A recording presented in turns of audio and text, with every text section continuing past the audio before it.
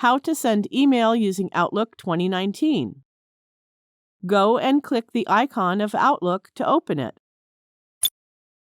You can click the new email icon to open the message pane or go to Home tab and click the new email icon. You can click From the menu button to open the drop-down list and select the email ID you wish to use to send your message.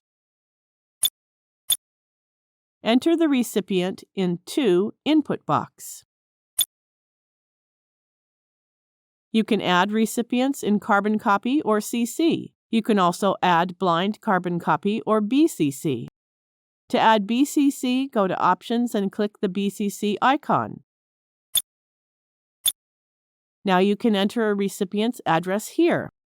Write subject in the subject input box and message in the body of the message pane.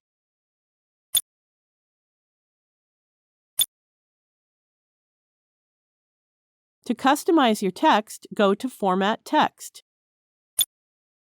You can use these word processing options and customize your text message.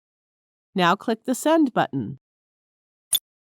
Now you know how to send email using Outlook 2019. Thank you for watching.